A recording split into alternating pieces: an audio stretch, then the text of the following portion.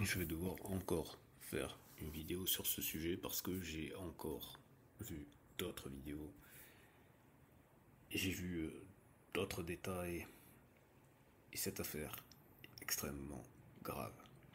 Alors, Kevin Razi, je vais te lire le commentaire que je lui ai laissé, un commentaire qui peut sembler assez accusateur, mais mon but est volontairement de le choquer, de choquer sa communauté, parce que pour l'instant, de toutes les vidéos que j'ai vues, c'est la vidéo qui va le plus loin dans la critique et même dans la reconnaissance du fait que ça soit un échec collectif, une faille sociétale. Mais néanmoins, euh, Kevin reste enfermé dans le paradigme sans se rendre compte, parce qu'il dit à un moment donné, ouais, regardez, nous, on fait du streaming pour essayer d'analyser les choses, etc. Et c'est très très bien. Et si on arrive à toucher 300 euros, c'est magnifique. Alors que ils font de la merde, etc. Et ils touchent plein d'argent.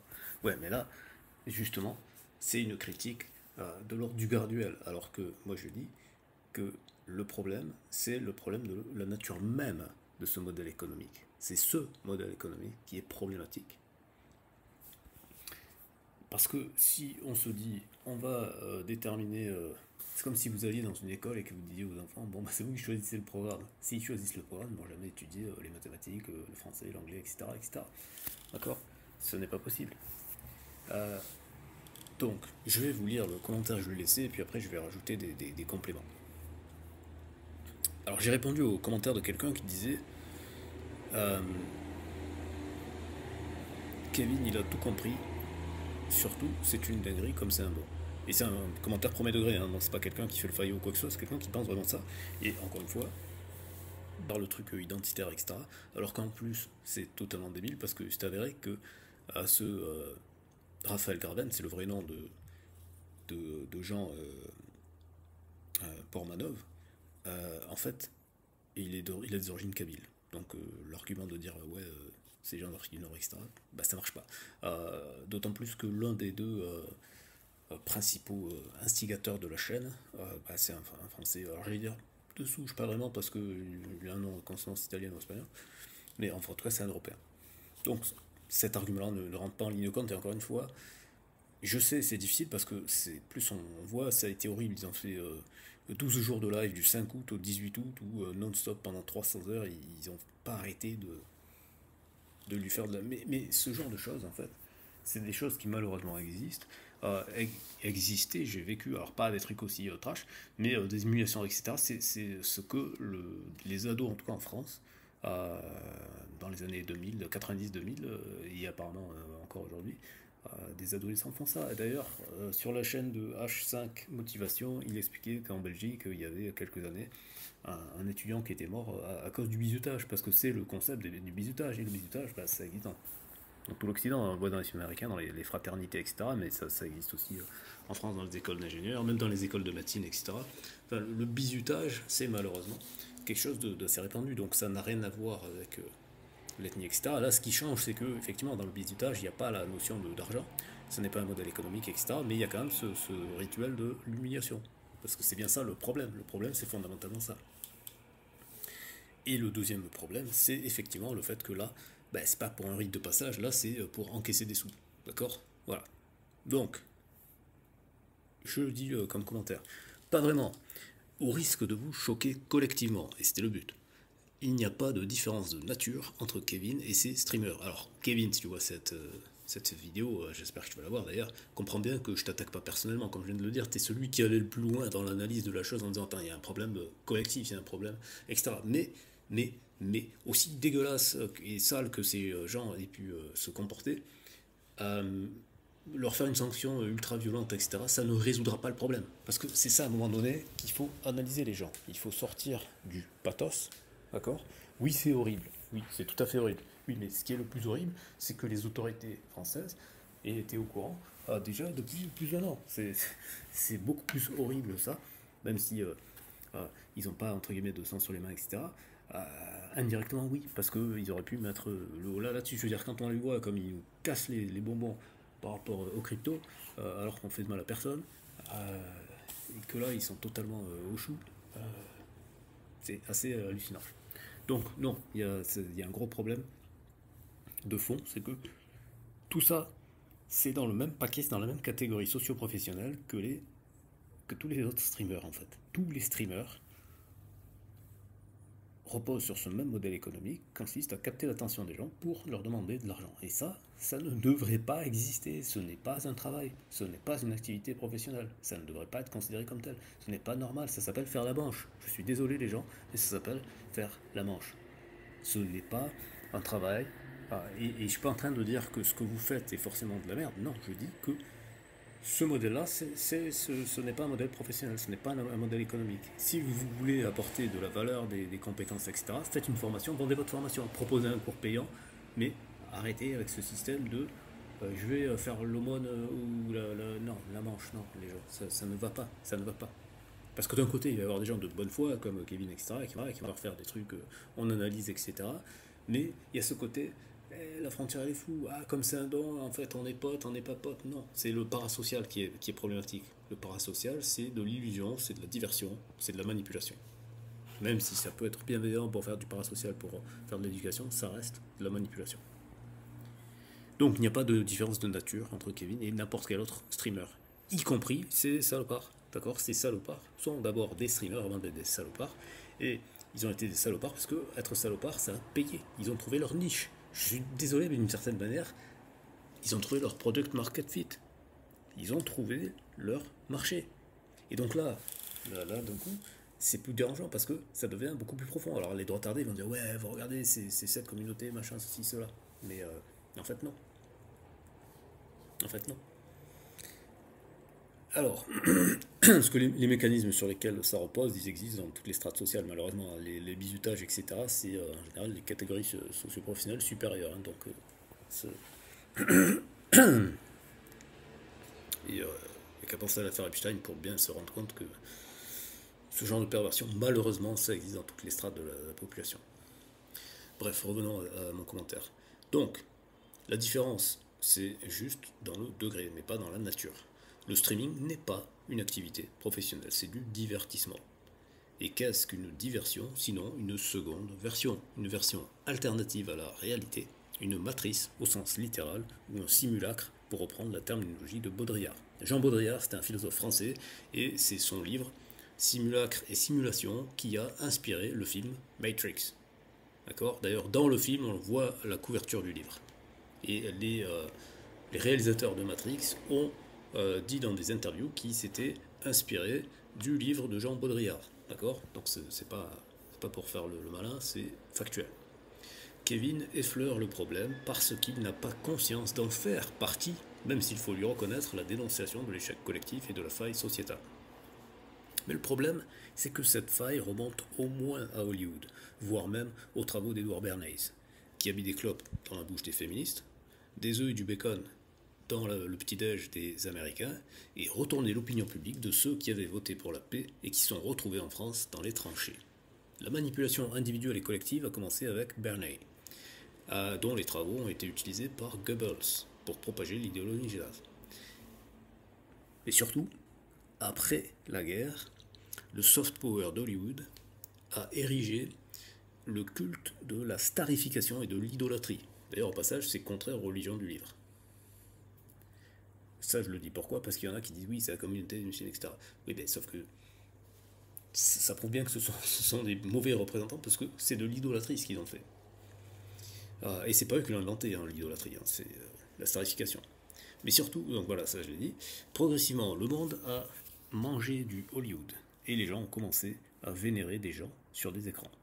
Les séries ont pris le relais, puis est arrivée la télé-réalité, permettant aux braves gens d'espérer encore plus d'atteindre la célébrité, et en plus, ça a augmenté leur sentiment de proximité. Internet débarque, puis les réseaux asociaux, et nous voilà à moins de 6 degrés de relation les uns des autres. En France, un certain Cyril Hanouna parvient à faire le lien entre télé et réseaux asociaux, toujours avec l'humiliation comme base. En 2012, un certain Québécois avait orchestré le meurtre d'un étudiant chinois dont il a découpé le corps et même mangé certaines parties. Ce n'est plus de la fiction comme dans Seven ou So, maintenant c'est un vrai show sur YouTube. Un peu plus tard, en 2016, une jeune Française de 19 ans, se sentant victime d'un petit ami violent, décide de se suicider en direct sur Periscope. Entre la starification et la scarification, il n'y a qu'une lettre qui change. Les promoteurs de la diversion, les clowns, bouffons et autres amuseurs, après avoir gagné les fans, sont devenus accros à leur validation. Ils ont toujours besoin de leur offrir des sensations fortes pour capter leur attention et déclencher la monétisation. L'inversion des valeurs ne s'est pas opérée du jour au lendemain. Alors qu'un artisan boulanger, un docteur, une infirmière, un pompier, un professeur ou même un technicien installateur d'une box internet accomplissent tous des métiers qui apportent une valeur tangible à la société. Ils sont beaucoup moins valorisés symboliquement et matériellement comparés à n'importe quel starlet d'internet qui réussit à se bâtir une communauté. C'est ça la réalité, Kevin. La réalité, c'est que les réseaux asociaux ne sont que l'aboutissement de cette logique de la diversion et de la manipulation de l'opinion initiée par Bernays. Oui, les acolytes de JP sont de gros sadiques, mais finalement, ils ne font que ce que les ados faisaient avec leurs jeux vidéo. Et les relations parasociales des réseaux asociaux ont ajouté une réciprocité factice là où les acteurs d'antan restaient distants, mais du point de vue du spectateur, c'est la même chose de regarder un film d'horreur fictif ou réel. En fait, c'est même mieux quand ils peuvent scripter le scénario en temps réel. C'est la même chose que la webcam sexy ou OF, c'est la même nature, la même logique. Les racines sont bien plus profondes que vous n'osez l'imaginer, et malheureusement, quelle que soit la sanction envers ces streamers, ils n'ont fait que rendre mainstream les red rooms du dark web. La vraie question de société consiste à remettre la vraie valeur au cœur de l'économie. Voilà, donc les gens, au fur et à mesure que je vois du contenu, que je réagis, ça me permet de peaufiner mon analyse, ça me permet de peaufiner mes arguments, et ça me permet de voir le niveau de profondeur de l'analyse des gens qui font des commentaires. Et là, je vois que l'analyse est toujours très superficielle. H5 Motivation a fait ses vidéos comme d'habitude. Il ne s'est absolument pas remis en question. Les gens qui font du contenu, et en particulier du contenu qui est leur première source de revenus, grâce notamment aux dons ou aux vues YouTube, parce que c'est des dons quand même, c'est des dons indirects, mais c'est des dons quand même. Si vous ne vous remettez pas en question, ça veut dire que vous n'avez pas encore pris la mesure du problème. C'est un véritable séisme.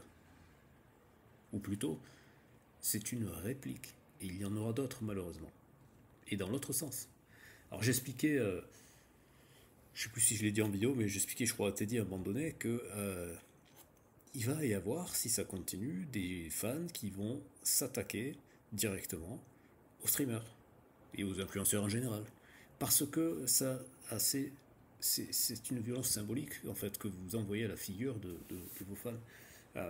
Surtout, alors je dis pas ça pour Kevin, parce que là quand même, Kevin t'inquiète pas, toi t'es à l'abri, il va rien t'arriver, puisque tu fais du contenu quand même qui est éducatif, ainsi de suite. Je parle vraiment au sens générique du streamer, et en particulier, comme tu l'as bien remarqué, plus ceux qui gagnent beaucoup en fait, plus vous gagnez via le streaming, plus vous vous mettez en danger en fait, parce que vous profitez en fait de la crédulité des gens et de l'ascendant que vous avez réussi à créer sur sur une certaine quantité de gens. Moi je dirais les gens qui ont tous un succès sur les réseaux sociaux, si vous voulez soigner votre karma, commencez à faire des vraies masterclass, et même mettez-les payantes. Je pense que votre problème c'est que vous n'assumez pas que vous avez un modèle économique. Et l'illusion de ouais en fait c'est gratuit, faites des dons pour m'aider, ça me motive, etc. Ça vous oblige à être dans le mensonge et la manipulation. Soit assumez, portez vos couilles, posez vos couilles sur la table et dites clairement voilà, moi j'ai telle compétence, je peux vous enseigner ça, et ça coûte tant. Voilà. Et ce sera beaucoup mieux pour tout le monde en fait. Mais oui, c'est sûr. C'est agréable d'avoir une communauté, d'être un peu un gourou parce que c'est ça que vous êtes. Ouais, sauf que là, maintenant, il y a un écart qui est trop important. Et tout ça, ça a été bâti sur du mensonge. Et les relations qui sont bâties sur les mensonges, ça se finit toujours mal. Donc, pendant qu'il en a encore temps, arrêtez de vous défausser en disant oh, ce sont des gens horribles, etc. Ce qu'ils ont fait, c'est horrible. Mais ils sont pas plus horribles que vous au final. Dans le sens où c'est du 1000 grammes. C'est du 1000 grammes. Ils se sont engrainés mutuellement. Alors H5 Motivation idée c'est l'effet Lucifer, c'est une variante. 1000 grammes Lucifer, syndrome de H, L'expérience de H, elle est assez hallucinante, hein. Je rappelle l'expérience de H, hein, pour ceux qui ne connaissent pas. D'ailleurs, on va la regarder là vite fait. Expérience de H. L'expérience de H, d'ailleurs, elle est ultra sous-cotée. Et vous allez comprendre pourquoi. Et je vais vous expliquer surtout pourquoi. Ouais, mais je veux essayer de trouver une vidéo. Voilà, ça va. L'original en anglais, c'est très bien.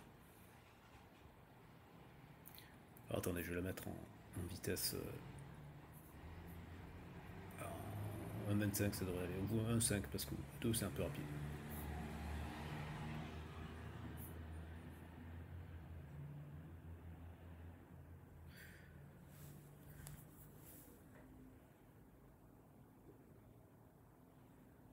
Voilà, donc je vais mettre pause et je vais vous expliquer l'expérience, ça va être très simple. Donc vous voyez, il y a des bâtons noirs qui sont sur un fond blanc, d'accord. Donc c'est assez facile de voir qu'ils n'ont pas tous la même taille et surtout de voir, on ne demande même pas d'analyser toutes les tailles, de voir quel est celui qui a la plus grande taille. Donc les gens qui n'ont pas de problème de vue, ils sont tous capables directement de voir celui qui a la plus grande taille. Et ce qui va se passer, c'est que en fait, celui qui va être testé, il va se retrouver dans une salle où les gens, à partir d'un certain moment, ils vont décider de tous s'accorder sur une réponse qui n'est pas la bonne réponse.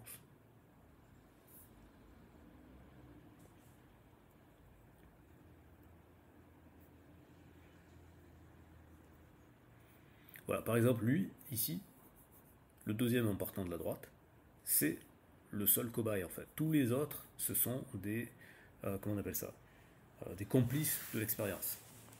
Donc au début, ils vont faire les choses normalement, et à partir d'un certain moment, ils vont commencer à tous donner une réponse qui n'est pas la bonne réponse.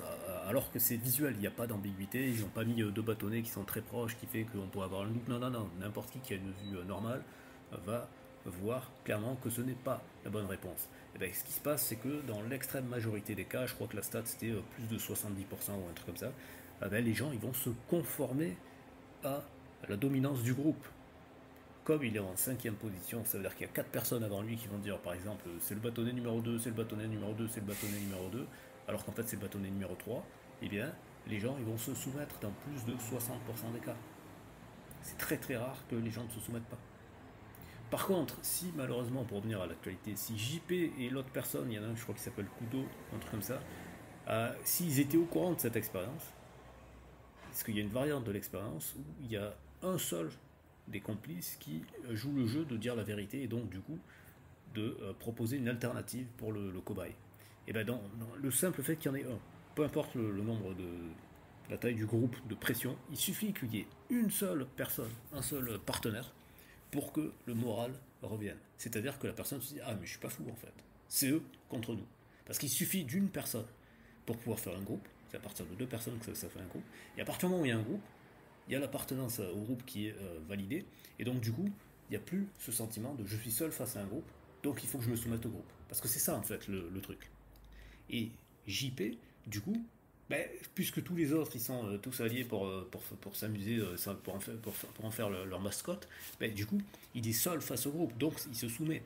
Mais à partir du moment où il y a l'autre personne qui est un peu triso, qui s'appelle Kudo, si avec cette personne ils avaient fait une alliance, ils auraient pu résister au groupe. Donc ça, je le dis, s'il y a d'autres personnes qui sont dans des dynamiques similaires, à partir du moment où vous avez un partenaire face à un autre groupe, vous pouvez résister.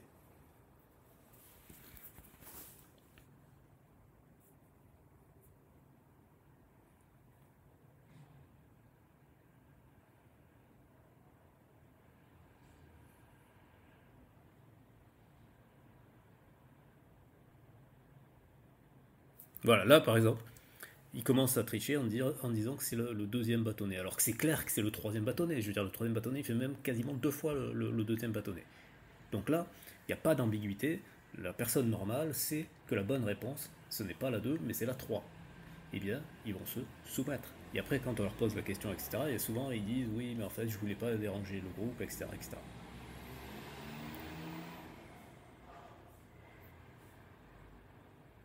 Voilà, là, le sujet reconnaît, ne reconnaît pas officiellement l'évidence donnée par ses yeux en raison de l'influence du groupe. Voilà. Donc ne sous-estimez pas ça. Donc c'est pour ça qu'il faut bannir absolument les trucs du style ouais mais en fait c'est des salauds, c'est des gens immondes, c'est des démons, etc.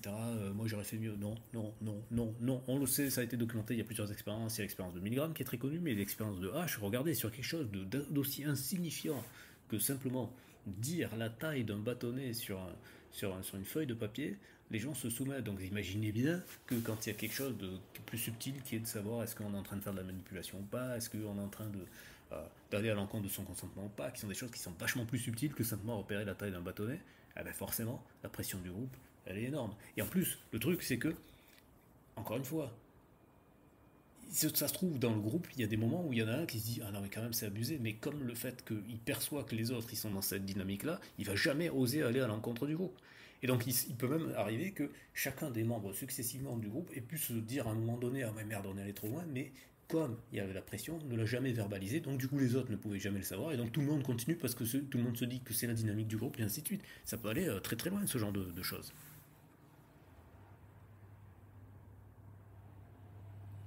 Et encore une fois, les gens, je ne cherche pas à attribuer des excuses. Je suis simplement rationnel, les gens. Je m'adresse encore en particulier aux droits tardés qui sont là, toujours dire oui, il faut la rigueur, la loi et tout, machin, nanana. Les gens, la droite est censée soi-disant être du côté du rationnel et ainsi de suite. Si vous êtes du côté du rationnel, c'est de l'émotionnel, de considérer que ce qu'ils ont fait à cet être humain, c'est horrible. Maintenant, quand on est dans l'ordre du rationnel, on est dans l'ordre de action, réaction, sanction, solution. Quel que soit ce que vous allez infliger comme sanction, est-ce que ça va ramener JP à la vie? Non. Est-ce que ça va réparer le mal que ça a fait à sa famille? Absolument pas. Donc, vous pouvez vous acharner tant que vous voulez sur cette situation-là, etc. Ça ne résoudra pas le problème. Donc c'est pour ça qu'au contraire, il faut analyser en profondeur quelles sont les racines psychologiques, les ressorts psychologiques, quelle est, quelles sont les raisons économiques qui poussent ce genre de comportement extrême, et comment faire, quels sont les leviers d'action, qu'est-ce qu'on peut changer. Ce qu'on peut changer, c'est les modèles économiques. Ça, on peut les changer.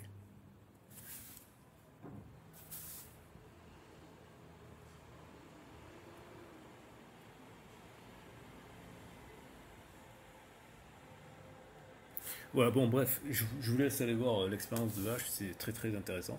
Vous voyez que souvent derrière, hein, c'est juste après, c'est l'expérience de Milgram et ainsi de suite. Donc toutes ces choses-là ont été documentées depuis très longtemps, et oui, donc la chose à savoir, c'est que oui, les dynamiques de groupe peuvent être extrêmement dangereuses pour l'ensemble des individus de la société.